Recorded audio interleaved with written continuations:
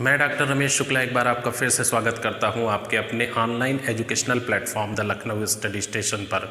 और ये टॉपिक हमारा चल रहा था भारतीय दंड संहिता 1860, जिसमें 2 वीडियो क्लास हो चुके हैं और ये तीसरा वीडियो लेक्चर होगा। इसमें हम देख रहे हैं अध्याय 2 यानी साधारण स्पष्टीकरण, जनरल एक्सप्लेनेशन। तो जनरल एक्सप्लेनेशन के अंतर्गत सेक्शन 6 से लेकर के और 52A तक जो मेंशन है वो परिभाषाओं के बारे में है, यानी डेफिनेशंस दी हुई हैं। तो इन डेफिनेशन के बारे में हम क्रम में देख रहे हैं और इसी क्रम में सेक्शन 20 तक हो चुका है। सेक्शन 19 में न्यायालय की परिभाषा और सेक्शन 20 में न्यायाधीश की परिभाषा। अब आगे हम देखेंगे सेक्शन 21 से, यानी धारा 21 से। तो भारतीय दंड संहिता यानी इंडियन पेनल कोड 1860 अध्याय 2 साधारण स्पष्टीकरण यानी जनरल एक्सप्लेनेशन, और ये पार्ट 3 भाग 3। तो भाग 2 हो चुके हैं, फर्स्ट एंड सेकंड, ये पार्ट 3 है। इसमें धारा 21 हम देखेंगे, 20 तक उसमें कंप्लीट हो चुका है, जो महत्वपूर्ण सेक्शन है।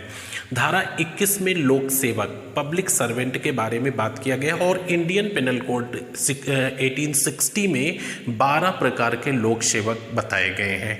तो ये 12 प्रकार के लोक सेवक कौन होंगे, इसके बारे में हम चर्चा करेंगे। तो ये डेफिनेशन थोड़ा सा हम विस्तृत रूप से देखेंगे क्योंकि ये आपकी परीक्षा के लिए महत्वपूर्ण है। अच्छा, भारतीय दंड संहिता की धारा 21 के अंतर्गत 12 प्रकार के लोक सेवकों के बारे में बताया गया है। इसका फर्स्ट पॉइंट निरसित यानी रिप्लीड है, इसमें कुछ नहीं है। इसका जो सेकंड पॉइंट है, दूसरा है जल थल एवं वायु सेना के अधिकारी एवं आयुक्त। तो जल थल एवं वायु सेना के जो भी अधिकारी और कर्मचारी सब इसके अंतर्गत आ जाएंगे, और कमिश्नर यानी आयुक्त। नंबर 3 पर लिखा है प्रत्येक न्यायाधीश जो न्यायिक कार्य के लिए व्यक्ति के रूप में या निकाय के रूप में सशक्त किया गया है, अथराइज्ड किया गया है। प्रत्येक न्यायाधीश जो न्यायिक कार्य के लिए व्यक्ति के रूप में या निकाय के रूप में सशक्त किया गया है, वो धारा 21 के तहत भारतीय दंड संहिता की लोक सेवक माना जाएगा। इसका सेक्शन 4 है, पॉइंट 4 है, न्यायालय का प्रत्येक अधिकारी जिसके अंतर्गत समापक यानी लिक्विडेटर या रिसीवर या आयुक्त आएंगे, ये भी सेक्शन 21 के तहत लोक सेवक माने जाएंगे। आइए नेक्स्ट पॉइंट पर। नेक्स्ट पॉइंट आपके हैं 5 नंबर, 6 नंबर, 7 नंबर। ये 5 नंबर देखिएगा, किसी न्यायालय या लोक सेवक की सहायता के लिए प्रत्येक जूरी का सदस्य, आकलन करने वाला या पंचायत सदस्य लोक सेवक माना जाएगा।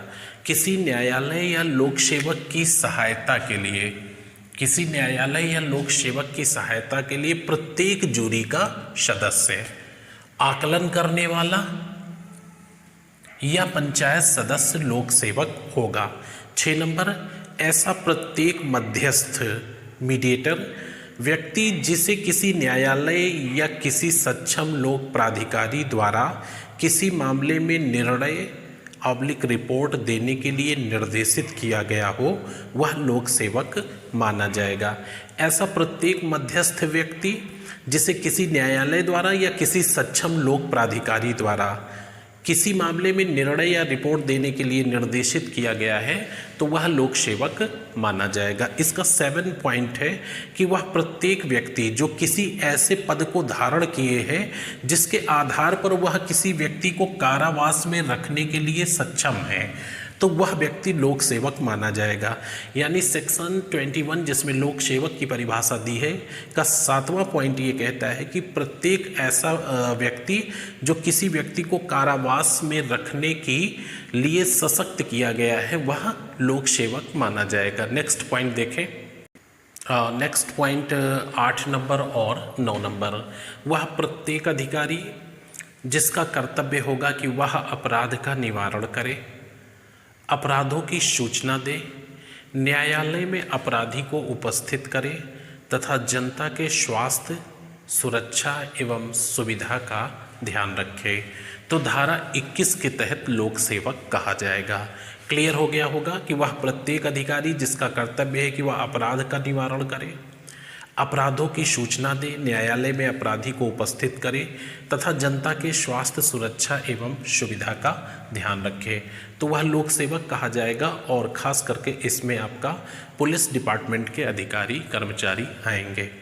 नंबर 9 पे लिखा है, वह प्रत्येक अधिकारी जो सरकार की ओर से किसी संपत्ति को ग्रहण करे, वह प्रत्येक अधिकारी जो सरकार की ओर से किसी संपत्ति को ग्रहण करे, व्यय करे, सरकार की ओर से कोई मूल्यांकन अथवा सर्वे करे या अनुबंध करे या राजस्व संबंधी मामलों का निष्पादन करे या सरकार के धन संबंधी हितों की संरक्षा के लिए विधि के अतिक्रमण को रोके, वह लोक सेवक कहा जाएगा।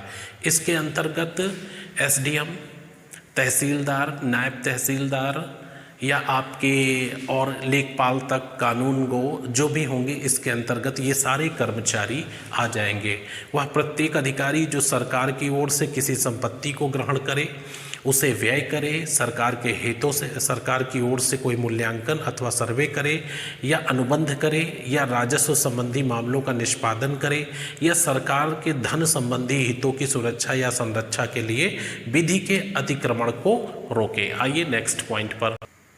नेक्स्ट पॉइंट आपका है 10 नंबर और 11 नंबर। ये धारा 21 के तहत आप देख रहे हैं। टोटल इसमें आपको 12 पॉइंट बताएंगे, जिसमें से एक निश्चित है और 12 के 2 पार्ट है, का और खा। 10 नंबर देखिए, वह प्रत्येक अधिकारी जो ग्राम, नगर अथवा जिले के स्तर पे, वह प्रत्येक अधिकारी जो ग्राम, नगर अथवा जिले के स्तर पर किसी धर्मनिरपेक्ष प्रयोजन के लिए, धर्मनिरपेक्ष प्रयोजन के लिए ऐसा कोई भी प्रयोजन जिसका संबंध धर्म से या किसी जाति विशेष या किसी वर्ग विशेष से नहीं होगा, क्योंकि भारत एक धर्मनिरपेक्ष राष्ट्र है, इसलिए किसी भी लोक सेवक द्वारा ऐसा कोई भी प्रोग्राम ऑर्गेनाइज नहीं किया जा सकता है जिसका संबंध किसी धर्म विशेष से हो। तो वह प्रत्येक अधिकारी जो ग्राम, नगर अथवा जिले के स्तर पर किसी धर्मनिरपेक्ष प्रोग्राम या प्रयोजन के लिए संपत्ति ग्रहण करे, व्यय करे अथवा कोई सर्वे या मूल्यांकन करे या जनता के अधिकारों को सुनिश्चित करने वाले दस्तावेजों को अभिप्रमाणित करे। इसके अंतर्गत आपका जिला विकास अधिकारी, ब्लॉक डेवलपमेंट ऑफिसर या ग्राम पंचायत अधिकारी, इस तरह के कर्मचारी और अधिकारी आ जाएंगे जो 10 पॉइंट के अंतर्गत शामिल होंगे। और इनका कार्य क्या होगा कि कोई धर्मनिरपेक्ष प्रयोजन के लिए संपत्ति को ग्रहण करें या उसे खर्च करें, कोई सर्वे या मूल्यांकन किया जाएगा, जनता के अधिकारों को सुनिश्चित करने वाले जो भी दस्तावेज होंगे उनको प्रमाणित करेंगे। इसके अंतर्गत सारे कार्ड, आपके राशन कार्ड या अन्य जो भी आपके प्रमाण पत्र हैं वो आ जाएंगे। अच्छा, वह 11 नंबर, वह प्रत्येक व्यक्ति जो ऐसा पद धारण किए हो जिसके आधार पर वह निर्वाचक नियमावली तैयार करने, उसे प्रकाशित करने या बनाए रखने के लिए या निर्वाचन के किसी भाग को संचालित करने के लिए सक्षम हो। तो इसके अंतर्गत सारे निर्वाचक अधिकारी, ऐसे निर्वाचक अधिकारी जो चुनाव की मतदाता सूची तैयार कर सके, उसे प्रकाशित कर सके, मीन्स पब्लिक कर सके, और उसे बनाए रखें यानी रिकॉर्ड रखें उसका, और निर्वाचन के किसी भाग को संचालित करने के लिए सक्षम हो, यानी चुनाव कराने के लिए ऑथराइज्ड किए गए हों, तो वह धारा 21 के अंतर्गत लोक सेवक कहे जाएंगे। नेक्स्ट पॉइंट देखिए, धारा 21 का ये 12 का और 12 खा 2 पॉइंट और देखेंगे। तो धारा 21 जिसमें लोक सेवक की परिभाषा दी है पब्लिक सर्वेंट की, तो इसमें 12 का में कहा गया है कि सरकार की सेवा या वेतन प्राप्त करता हो ऐसा व्यक्ति या किसी सरकारी कार्य के लिए फीस या कमीशन आदि के रूप में पारिश्रमिक प्राप्त करता हो, यानी सरकार की सेवा या वेतन प्राप्त करता हो, या किसी सरकारी कार्य यानी लोक कर्तव्य के करने के लिए कोई फीस सरकार द्वारा प्राप्त करता हो या कोई कमीशन सरकार द्वारा प्राप्त करता हो, तो उसे जो है लोक सेवक माना जाएगा। धारा 21 के अंतर्गत वह भी लोक सेवक माना जाएगा। 12 खा ये काफ़ी इम्पोर्टेंट है। कंपनी अधिनियम 1956 की धारा 617 में परिभाषित किया गया है कि सरकारी कंपनी की सेवा या वेतन पर हो अथवा किसी निगम का अधिकारी हो तो वह लोक सेवक कहा जाएगा। तो कंपनी अधिनियम 1956 की धारा 617 में ये बताया गया है कि ऐसा व्यक्ति जो सरकारी कंपनी की सेवा में हो, मीन्स जो भारत सरकार के या राज्य सरकार के उपक्रम होंगे, जो कंपनियां होंगी, उसमें यदि कोई कर्मचारी अधिकारी है तो धारा 21 के तहत लोक सेवक कहा जाएगा, अथवा कोई कारपोरेशन निगम का कर्मचारी या अधिकारी है तो वह लोक सेवक कहा जाएगा। इसके अंतर्गत जल निगम, परिवहन निगम, नगर निगम, भारत संचार निगम आदि कारपोरेशन आ जाएंगे जिनका अधिकारी या कर्मचारी धारा 21 के तहत आईपीसी की लोक सेवक समझा जाएगा। तो ये लोक सेवक की परिभाषा आपने देख लिया और इसमें टोटल हमने 12 पॉइंट बताए हैं, जिसमें पॉइंट ए निर्सित यानी रिप लीड है, लेकिन 2 से लेकर के 12 तक में आपका जो 12 नंबर पॉइंट है उसके 2 पॉइंट लिखे गए हैं, 12 का और 12 खा। तो धारा 21 में लोक सेवक 12 प्रकार के बताए गए हैं और ये आपका कंप्लीट हो गया, इसे नोट करिए। धारा 22 भारतीय दंड संहिता इंडियन पिनल कोड 1860 की धारा 22 में जंगम संपत्ति के बारे में उल्लेख किया गया है, यानी मूवेबल प्रॉपर्टी। तो ये जंगम संपत्ति का मतलब होता है चलायमान संपत्ति, और चलायमान संपत्ति का मतलब ये होता है कि ऐसी संपत्ति, पहली चीज़ जो मूर्त रूप में हो। मूर्त रूप का मतलब क्या है कि कार्पोरियल हो, मूर्त रूप में हो, मीन्स जैसे ये पेन आपके सामने है तो क्या है, ये दिख रहा है आपको, इसका कोई भार है, इसकी कोई लंबाई चौड़ाई ऊंचाई है। आपका मोबाइल हो गया, घड़ी हो गई, आपकी पर्स हो गई, पर्स में रखे पैसे हो गए, जिन्हें देखा जा सके, महसूस किया जा सके, कोई व्हीकल्स हो गया या अन्य कोई कीमती सामान हो गया जिसे एक स्थान से दूसरे स्थान पे प्रतिस्थापित किया जाए, वो सब जंगम संपत्ति में आएंगी, चलायमान संपत्ति में आएंगी। अच्छा, वे संपत्तियां जंगम संपत्ति नहीं मानी जाएंगी जो या तो भूमि हो या भूबद्ध हो। भूबद्ध का मतलब होता है भूमि से जकड़ी हुई हो, तो यह चलायमान संपत्ति नहीं मानी जाएंगी। और इसी जंगम संपत्ति की सुरक्षा के लिए ये दंड संहिता की धारा 100, जिसमें प्राइवेट प्रतिरक्षा की बात की गई है, तो प्राइवेट प्रतिरक्षा का अधिकार सेक्शन 103 में उस हद तक है, धारा 103 में जंगम संपत्ति की सुरक्षा का अधिकार उस हद तक है जहां तक कोई व्यक्ति किसी की मृत्यु कारित कर सकता है। तो जंगम संपत्ति देख लीजिए, चल संपत्ति के अंतर्गत सारी मूर्त संपत्तियां आती हैं, किंतु भूमि या भूबद्ध अर्थात मकान आदि इसके अंतर्गत नहीं आते हैं। मतलब ऐसी संपत्तियां जिन्हें एक स्थान से दूसरे स्थान पर मूव ना किया जा सके, वह चल संपत्ति के अंतर्गत नहीं आएगा। बाकी सारी मूर्त संपत्तियां चल संपत्ति होंगी। आइए नेक्स्ट पॉइंट पर। नेक्स्ट पॉइंट आपका है धारा 23, जिसमें सदोष अभिलाभ और सदोष हानि का उल्लेख किया गया है। तो इसमें ये कहा गया है कि ऐसा कोई व्यक्ति जो लाभ या हानि प्राप्त करता है किसी अवैध साधन द्वारा, इनवैलिड साधन द्वारा, अवैध साधन द्वारा, इनलीगल साधन द्वारा कोई लाभ या हानि प्राप्त करता है जो वैध हकदार उसका नहीं है, तो ऐसी परिस्थिति में सदोष लाभ या सदोष हानि कहा जाएगा। ये धारा 23 इम्पोर्टेंट है। भारतीय दंड संहिता का सेक्शन 23 के अंतर्गत सदोष अभिलाभ तब कहा जाएगा जब कोई व्यक्ति विधि विरुद्ध साधनों द्वारा, मीन्स अवैध साधनों द्वारा, जब कोई व्यक्ति विधि विरुद्ध साधनों द्वारा ऐसा लाभ प्राप्त करता है जिसका वह हकदार ना हो। जबकि सदोष हानि से तात्पर्य विधि विरुद्ध साधनों द्वारा ऐसी संपत्ति की हानि उठाना जिसका वैध हकदार हानि उठाने वाला ना हो। तो कुल मिलाकर साधारण शब्दों में ध्यान रखिएगा कि सदोष अभिलाभ या सदोष हानि तब कही जाएगी जब कोई विधि विरुद्ध साधनों द्वारा या इनलीगल साधनों द्वारा जो है लाभ या हानि प्राप्त करता है जिसका वह हकदार नहीं है, तो उसे सदोष अभिलाभ या सदोष हानि कही जाएगी। 28 नंबर धारा 28 इसका कूटकरण, ये काफ़ी इम्पोर्टेंट है और इंडियन पिनल कोड का इंडियन पिनल कोड की धारा 28 के अंतर्गत कूटकरण की परिभाषा दी गई है। कूटकरण में कहा गया है कि कोई व्यक्ति ऐसा दस्तावेज बनाता है जो किसी दस्तावेज की नकल हो, मीन्स हुबहू उसकी नकल हो, ऐसा कोई दस्तावेज बनाता है और इसके बनाने के पीछे उस व्यक्ति का इंटेंशन ऐसा होना चाहिए कि इसके द्वारा वो कोई कपट या छल का अपराध कर सकता है या किया जाना संभव हो। अच्छा, एक चीज़ और यहाँ पे मेंशन की गई है कि जो हमारा कूटकरण है वह हुबहू हो या ना हो, लेकिन एक सामान्य व्यक्ति, एक जो सामान्य जानकारी रख सकता है, वह इस व्यक्ति में अंतर ना कर पाए या इस दस्तावेज में अंतर ना कर पाए तो ये कूट रचना कही जाएगी। तो धारा 28 देखें, कूटकरण। भारतीय दंड संहिता की धारा 28 के अंतर्गत यदि कोई व्यक्ति एक चीज को दूसरी चीज के जैसा, एक चीज को दूसरी चीज के जैसा इस आशय से बनाता है कि इसके द्वारा छल कपट किया जाना संभव हो तो कूटकरण कहा जाएगा। यहाँ पे ये आवश्यक नहीं है कि नकल ठीक वैसी ही हो। यहाँ पे यदि कोई करेंसी नोट का कूटकरण करता है तो उसके लिए अलग से सेक्शन बनाया गया है 489 489 में जो है करेंसी नोटों का कूटकरण है। अच्छा, इसके अलावा अन्य कोई दस्तावेज है जिसकी कूट रचना यदि करता है तो वह धारा 28 में ही परिभाषित है और उसी के आधार पर ये माना जाएगा। आइए नेक्स्ट पॉइंट पर।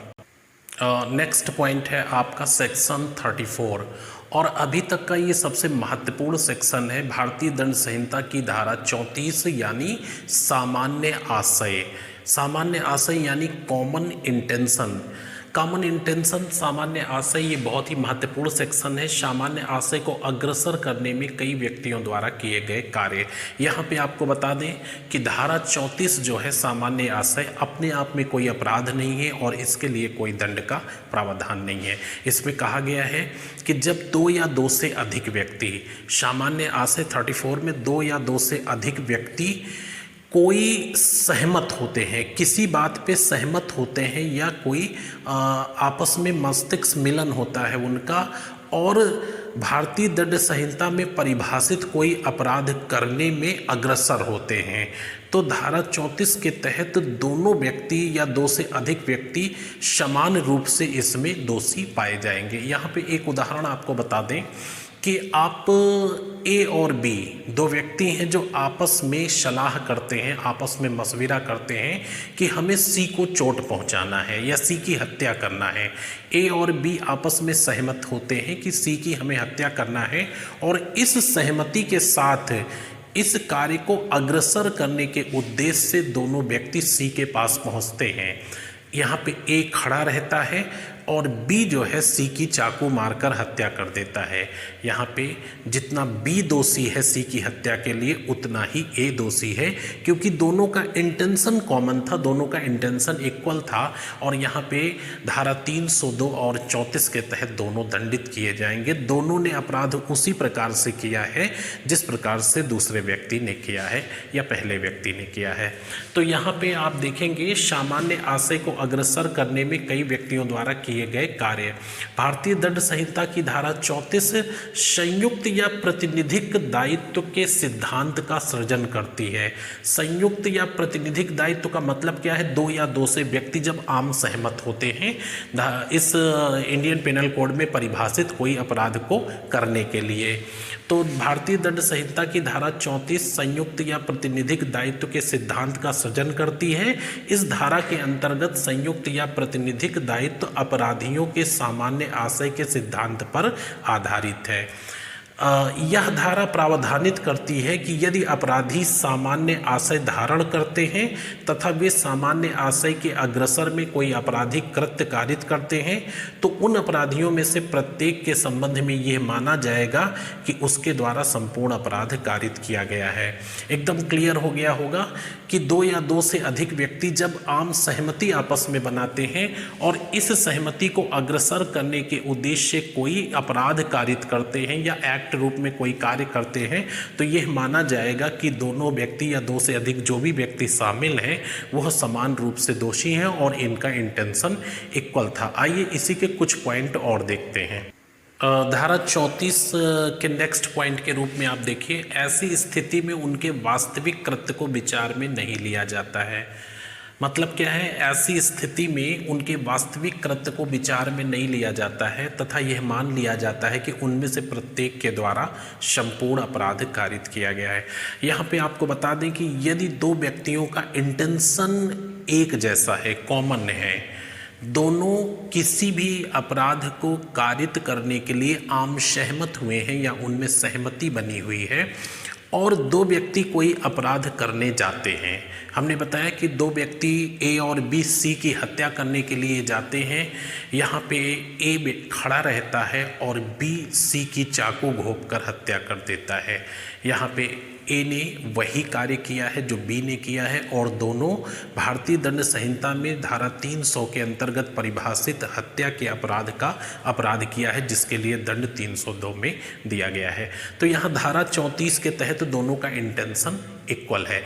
अब जो ये पॉइंट आपको बता रहा वो ये कह रहा है कि वास्तविक कार्य नहीं देखा जाता है। आपके सामने वास्तविक कार्य क्या हुआ कि ए खड़ा था और बी ने चाकू मार दिया, या ए ने एक थप्पड़ मारा और बी ने चाकू उसके ऊपर वार कर दिया। ए और बी दोनों आम सहमत होते हैं सी की हत्या के लिए। दोनों घटनास्थल पर पहुंचते हैं। यहाँ पे ए सी को धक्का देता है और बी चाकू मारकर हत्या कर देता है। तो न्यायालय में ये ए नहीं कह सकता है, ऐसी दलील नहीं न्यायालय में दे सकता है कि साहब हमने तो थप्पड़ मारा था, हमने चाकू नहीं मारा है। यहाँ पे न्यायालय इस पर बिल्कुल कंसीडर नहीं करेगा कि उसका वास्तविक अपराध क्या था। वास्तविक अपराध यही है कि इनका इंटेंशन इक्वल था, लिहाजा दोनों हत्या के अपराधी माने जाएंगे। तो ऐसी स्थिति में उनके वास्तविक कृत्य को विचार नहीं किया जाता है या विचार में नहीं लिया जाता है, तथा यह मान लिया जाता है कि उनमें से प्रत्येक के द्वारा संपूर्ण अपराध कारित किया गया है। यानी जो भी अपराध हुआ है समान रूप से सभी व्यक्ति दोषी होंगे। अच्छा, भारतीय दंड संहिता की धारा 34 में किसी प्रकार के दंड का प्रावधान नहीं किया गया है, ये मैंने नोट कर दिया है, हालांकि ये मैं पहले बता चुका हूँ अभी आपको। भारतीय दंड संहिता की धारा 34 में किसी प्रकार के दंड का प्रावधान नहीं किया गया है, बल्कि इस धारा में ऐसे अपराध के बारे में बताया गया है जो किसी अन्य अपराध के साथ किया गया है। यानी इंडियन पिनल कोड के जितने भी सेक्शन हैं जिनमें किसी भी अपराध की परिभाषा दी गई है, यदि वह अपराध दो या दो से अधिक व्यक्तियों के साथ किया जाता है तो इसमें जो है धारा 34 निश्चित रूप से अप्लाई की जाएगी, क्योंकि इसमें प्रत्येक व्यक्ति का इंटेंशन इक्वल होता है, कॉमन इंटेंशन की बात की जाती है। अब धारा 34 को लगाने के पीछे कौन कौन सी शर्तें हैं इसके बारे में आइए बात करते हैं। और नेक्स्ट पॉइंट पे हम लोग बात करेंगे कि किन कंडीशन में जो है किन शर्तों के आधार पे धारा 34 अप्लाई की जाएगी। यानी इंडियन पिनल कोड का सेक्शन 34 जिसमें कॉमन इंटेंशन मेंशन किया गया है लगाया जाएगा। तो ऐसी कौन सी शर्तें होंगी, यहाँ पे हमने 5 पॉइंट में इसे मेंशन किया है। आवश्यक शर्तें, धारा 34 के प्रावधान निम्न दशा में लागू होंगे। ये कौन कौन सी शर्तें होंगी? कोई आपराधिक कृत्य अवश्य ही कारित किया गया हो। नंबर 1 पे लिखा है कोई आपराधिक कृत्य अवश्य ही कारित किया गया हो, यानी वास्तव में कोई अपराध हुआ हो। यहाँ पे एक उदाहरण आपको देंगे कि दो व्यक्ति हैं ए और बी, दोनों साथ में बैठकर खाना खाते हैं, शराब पीते हैं और बातचीत में आम सहमत होते हैं कि कल फला व्यक्ति की हम लोग हत्या कर देंगे या अभी हम फला व्यक्ति की हत्या कर देंगे।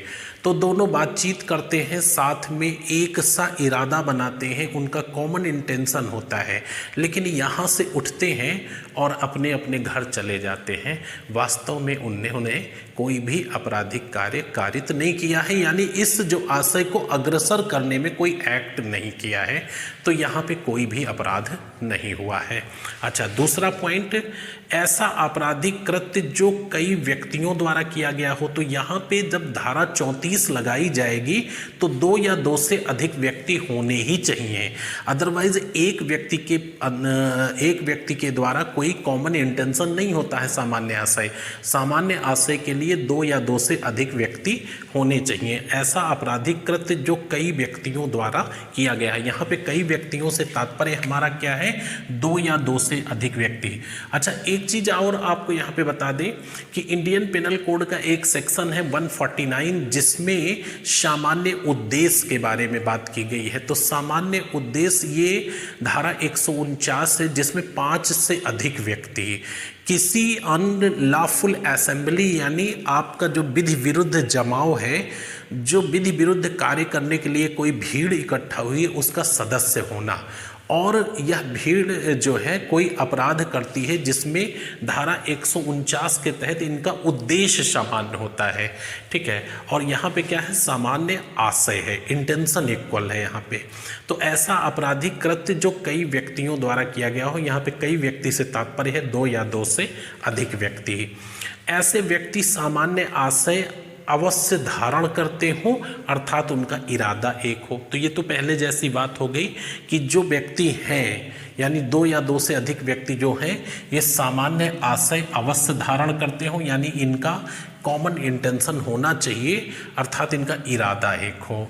ऐसा आपराधिक कृत्य जो सामान्य आशय के अग्रसर करने में कारित किया गया है, यानी जो इनके बीच आम सहमति होती है उसके संबंध में किसी अपराध को कारित किया गया है, या उसको आम सहमति को अग्रसर करने में कोई अपराध कारित किया गया है। 5 नंबर है, आपराधिक कृत्य किए जाने में किसी भी रीति से सक्रिय भागीदारी होना आवश्यक है, यानी जिनके बीच सहमति हुई है उनके बीच में सक्रिय भागीदारी होना आवश्यक है। अच्छा, यहाँ पे ये जो इसका पॉइंट 5 है जिसमें कहा गया है सक्रिय भागीदारी होना आवश्यक है, तो यहाँ पे सुप्रीम कोर्ट का एक डिसीजन आया था, अभी मैं आपको नोट करा देता हूँ। उस डिसीजन में ये कहा गया था कि कुछ ऐसे अपराध हैं जिनमें सक्रिय भागीदारी आवश्यक नहीं है, और ये अपराध आर्थिक अपराध या न्याय भंग से संबंधित अपराध हो सकते हैं। आइए नेक्स्ट पॉइंट पर। धारा 34 से संबंधित कुछ न्यायालय के महत्वपूर्ण वाद देखेंगे जो अक्सर पूछ लिए जाते हैं, और ये वाद हमारे लिए काफ़ी इम्पोर्टेंट है। धारा 34 से संबंधित प्रमुख वाद या केसेस, महबूब शाह बनाम इम्परर 1945 बहुत ही इम्पोर्टेंट है और इसकी चर्चा अक्सर होती है। महबूब शाह बनाम इम्परर 1945, जिसे सामान्यतः इंडस वैली केस कहा जाता है, ये ध्यान रखिएगा। महबूब शाह बनाम इम्परर 1945, जिसे सामान्यतः इंडस वैली केस कहा जाता है। इस वाद में न्यायालय ने समान आशय एवं सामान्य आशय के बीच अंतर को स्थापित किया था। तो ये बड़ा मैटर है। एक हत्या से संबंधित मुकदमा था, सिंधु घाटी केस कहा गया था। ये हत्या से संबंधित मुकदमा था जिसमें न्यायालय ने, सुप्रीम कोर्ट ने समान आशय यानी similar intention and common intention के बीच अंतर स्थापित किया था।